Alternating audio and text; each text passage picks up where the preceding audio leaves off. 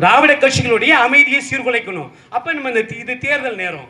தேர்தல் நேரத்தில் உங்க ஊருக்கு வரா அருந்ததியருக்கு 3% இடஒதுக்கீடு கொடுத்த உனக்கு தேவேந்திரனுக்கு தனியாக 10% இடஒதுக்கீடு கொடுப்பதற்கு ஏன் மனசு வரல?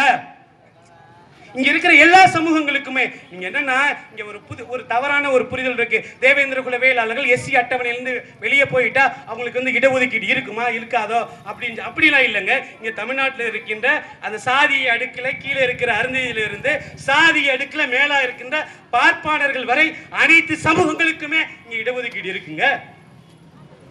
இங்க என்னமோ ஒரு பொது புத்தியில ஒரு தவறான ஒரு விஷயத்தை பரப்பிட்டு இருக்கான், சொல்லிக்கிட்டு இருக்கான். தேவேந்திர குல வேளாளர்கள் எஸ்சி பட்டியலிருந்து போயிட்டா நீங்க உயர்ந்த சாதி ஆயிருவீங்களா? நாங்க எஸ்சி பட்டியல இருந்தாலும் இல்லாட்டா நாங்க உயர்ந்த சாதி தான். அதுல எந்த மாற்று கருத்துலாம் இல்ல. எஸ்சி பட்டியல இருந்தாலும் இல்லாட்டாலும் நாங்க என்ன சொல்றோம், நான் ஒரு வீரன், நான் ஓடணும்னு நினைக்கிறேன். நீ காலை கெட்டு போட்டுட்டு என்னுடைய காலை நீ கெட்டி போட்டிருக்க, காலை நீ அவுத்து விட்டா தானே நான் ஓடினா தானே நான் ஜெயிச்சனா தோத்தனா நீ சொல்ல முடியும். என்னுடைய காலை நீ கெட்டி போட்டு நீ நீ ஜெயிக்க மாட்ட, நீ போக மாட்ட, ஓட மாட்ட, நீ ஏன் சொல்ற?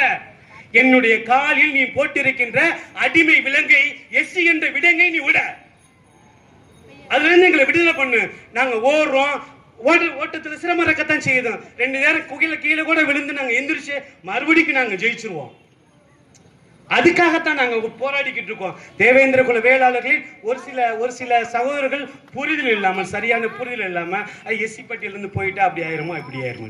நம்ம தேவேந்திர குல வேளாளர் சமூகத்திற்கு மட்டும் இல்ல, இங்க எல்லாத்துக்குமே நம்ம என்ன கேட்கிறோமோ அனைத்து சமூகங்களுக்குமே 10 வீடு இருக்கானா அவன் அரசாங்க வேலைக்கு போறான், 100 ஊர் இருக்கு நம்ம அரசாங்க வேலைக்கு போக முடியல. இந்த ஆத்திரம், இந்த கோபத்தை தான் நம்ம இங்க பேசிக்கிட்டு இருக்கோம்.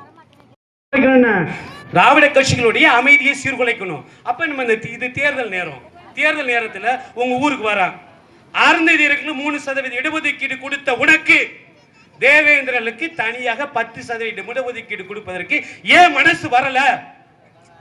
இங்க இருக்கிற எல்லா சமூகங்களுக்குமே நீங்க என்னன்னா இங்க ஒரு தவறான ஒரு புரிதல் இருக்கு. தேவேந்திர குல வேளாளர்கள் எஸ்சி அட்டவணையிலிருந்து வெளியே போயிட்டா அவங்களுக்கு இடஒதுக்கீடு இருக்குமா இருக்காதோ அப்படிலாம் இல்லைங்க. இங்க தமிழ்நாட்டில் இருக்கின்ற அந்த சாதிய அடுக்கில் கீழே இருக்கிற அருந்ததியிலிருந்து சாதிய அடுக்கில் மேலா இருக்கின்ற பார்ப்பாளர்கள் வரை அனைத்து சமூகங்களுக்குமே இங்க இடஒதுக்கீடு இருக்குங்க.